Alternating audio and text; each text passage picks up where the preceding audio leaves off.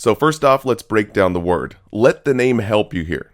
Increased intracranial pressure, just think high pressure inside the cranium, the head, which puts loads of pressure on the brain, eventually squashing the brainstem, which controls breathing and heart rate. And this eventually kills the patient. Now, as far as the causes, just think of anything that can increase pressure inside the head.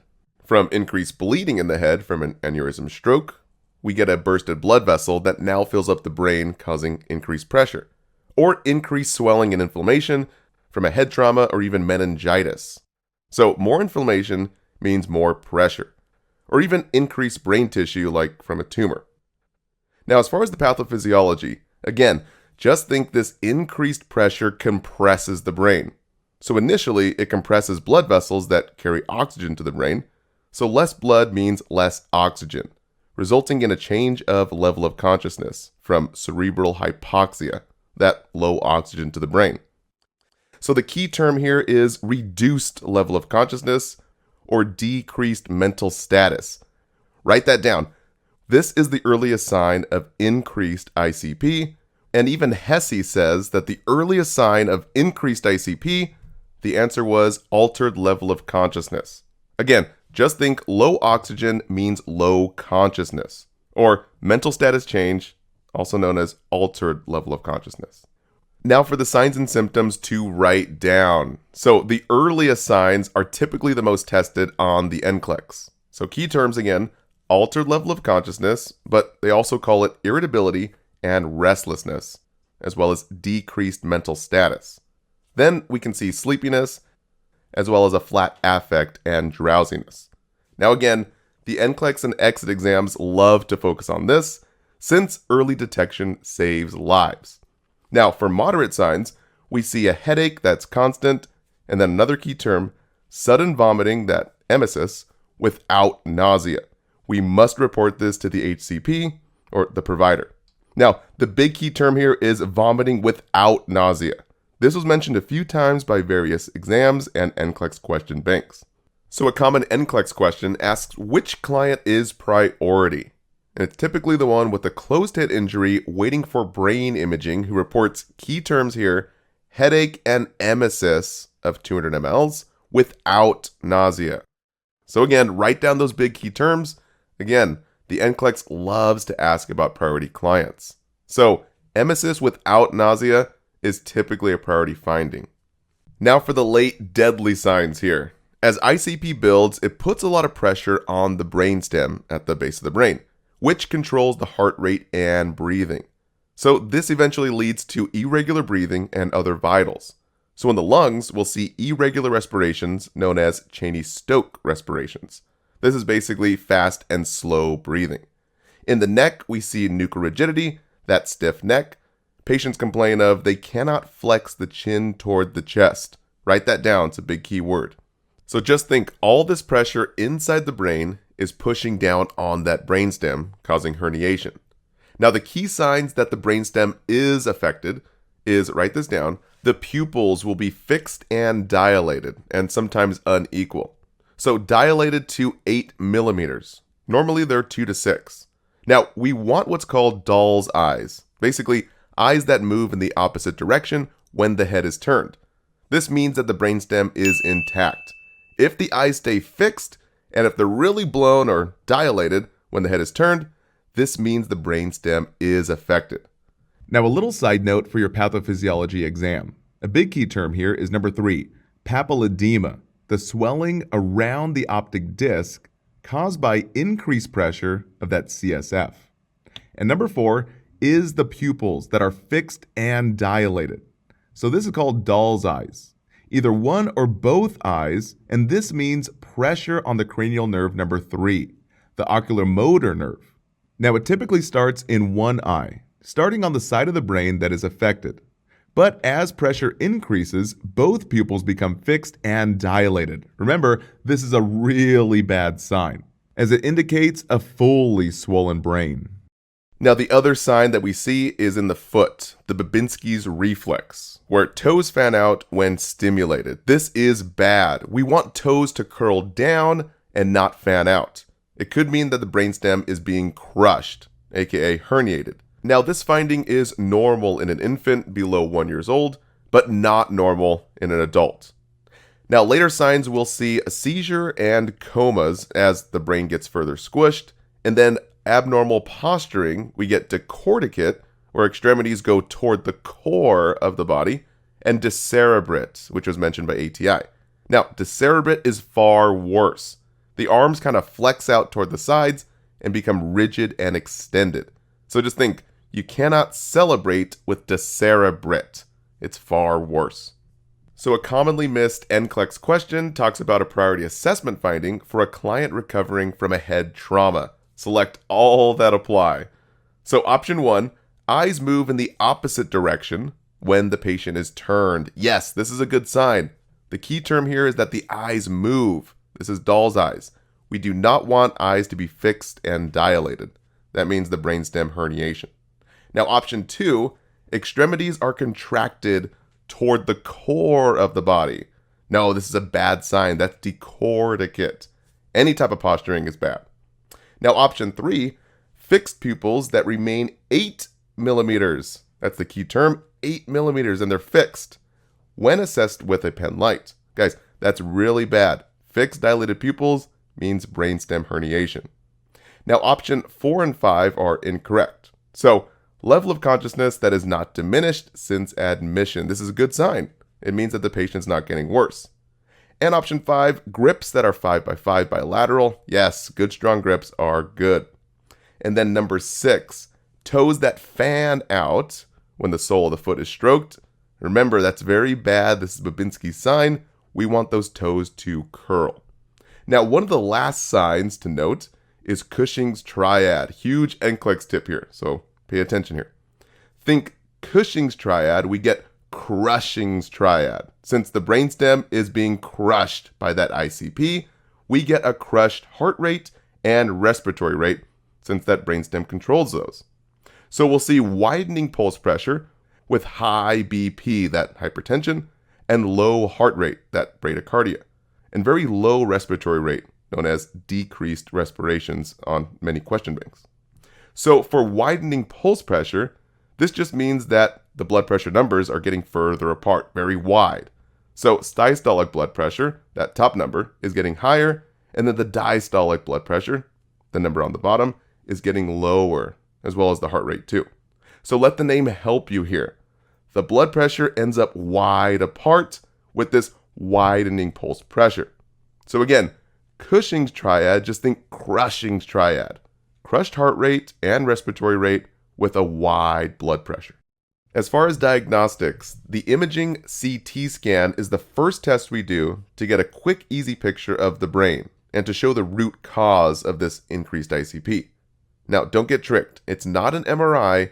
Those are typically long and slow. So the memory trick we use is think CT scan, that CAT scan, is like cat-like reflexes, a very fast reading. And then secondly, no lumbar puncture, aka spinal tap. This can actually cause worsening ICP.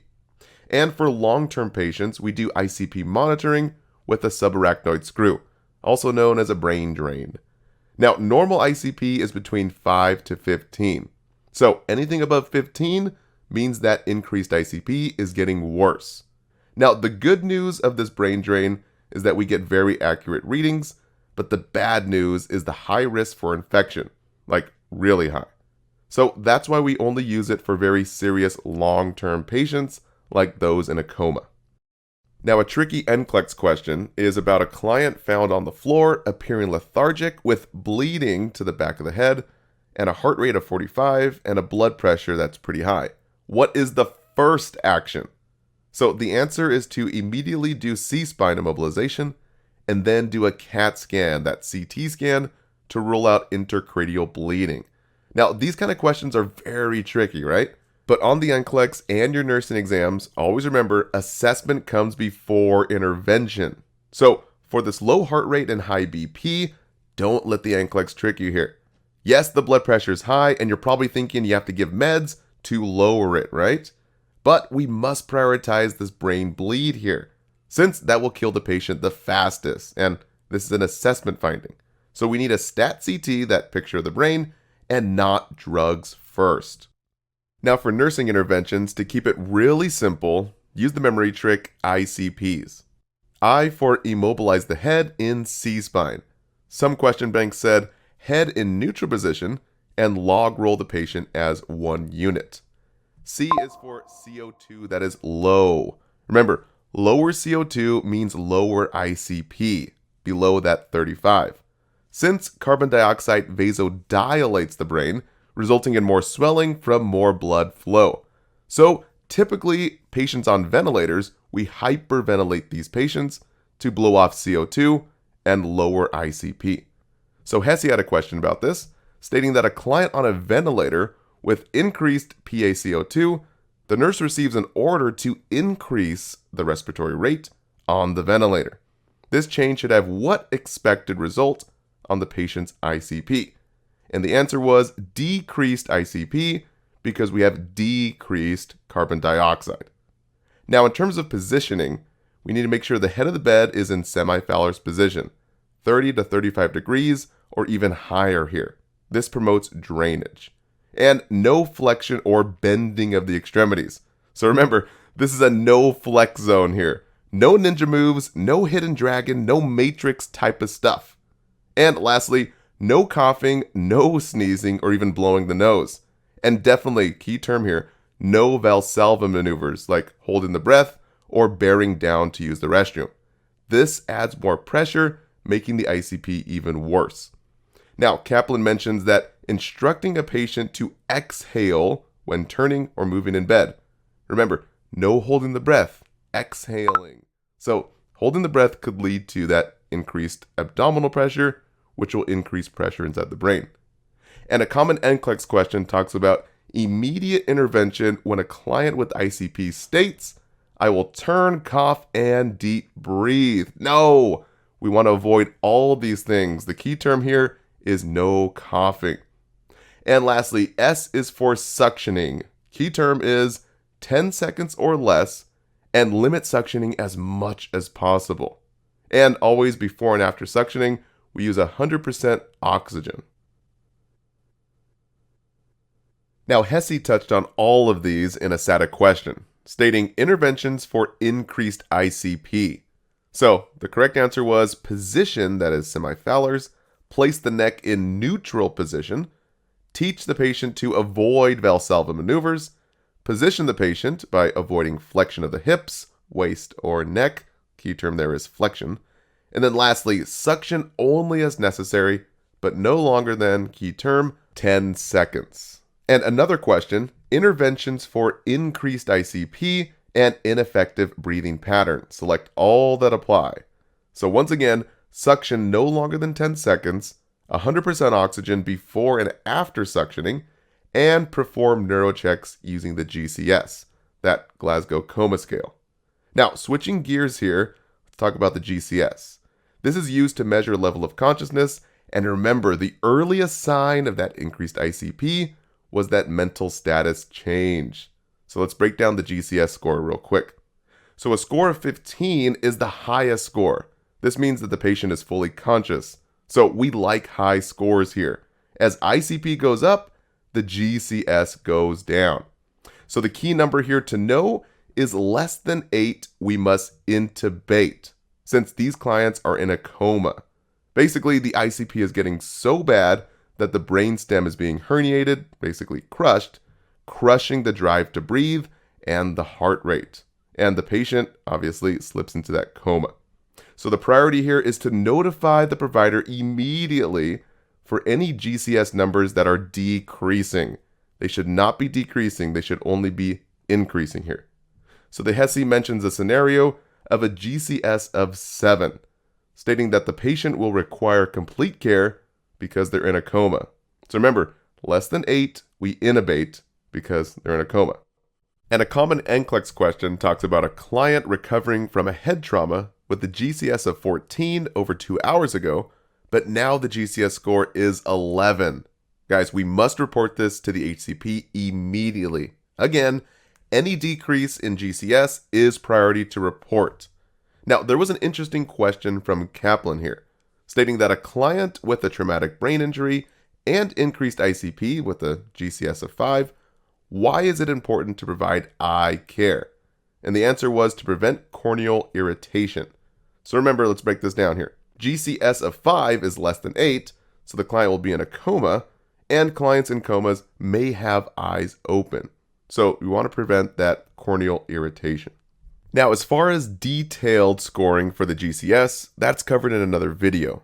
But it's a nice to know for the NCLEX, not a need to know, since it wasn't really highly tested on any of the NCLEX question banks. Now, we did see 2 questions talking about alertness in terms of spontaneously alert, that alert without stimuli, and orientation, basically seeing if the client's confused. So the HESI mentions a patient replies with the correct name and location, but incorrect year and date. How should the nurse document this patient's response? And the correct answer was alert and oriented to person and place. Now, another common NCLEX question here is which assessment best demonstrates the GCS? So painful stimuli that is applied and the patient pulls away, this is responsive to pain. And a client responds to a nurse's question, this is responsive to verbal. So don't let the NCLEX trick you here. Again, this is not spontaneous since these clients are responding to a stimuli. So responding to the pain or responding to the verbal cue. Now, as far as treatments with pharmacology, we want to decrease the swelling and also prevent seizures. So for seizure prevention, we can give phenytoin, an anti-seizure drug. And for the swelling, we usually give steroids ending in zone, like dexamethasone, or even phenobarbital, which is a barbiturate that decreases brain activity, which decreases cerebral metabolism and decreases pressure. This is what's called a sedation vacation, or a medically induced coma. But really the number one drug to know here is, write this down, mannitol, our osmotic diuretic. Now, we did a whole segment in our pharmacology master course, so let's play that segment right now. Now, for osmotic diuretics, we have mannitol, given to decrease cerebral edema with ICP, that intracranial pressure, like with patients with head injuries and swelling in the brain with meningitis. And it's even given for increased ocular pressure for glaucoma emergencies. So the memory trick we use is mannitol. Think, man, it hurts. Or, man, ICP hurts in the head. Or basically, man, my eyes hurt for mannitol. So the ATI mentions we give mannitol for increased ICP, and we assess the level of consciousness every hour. And the HESI mentions 4 key points for mannitol. It's used to decrease ICP. For IV administration, it cannot be given PO. And one of the main side effects is edema, which begins 30 to 60 minutes after administration. Okay, you're probably thinking, hold up here. This is really interesting. Why would a diuretic, which drains fluid from the body to the potty, why would it cause edema or fluid retention?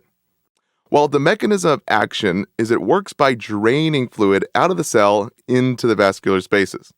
So swollen brain cells that have all that pressure causing the ICP get drained. So all that fluid gets drained into the blood vessels, which can put the body in fluid volume overload.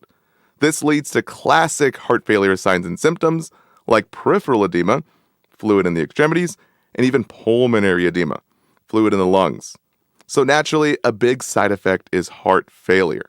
So think HF for heart failure, we get HF for heavy fluid all over the body. Now, ATI mentions this when talking about mannitol.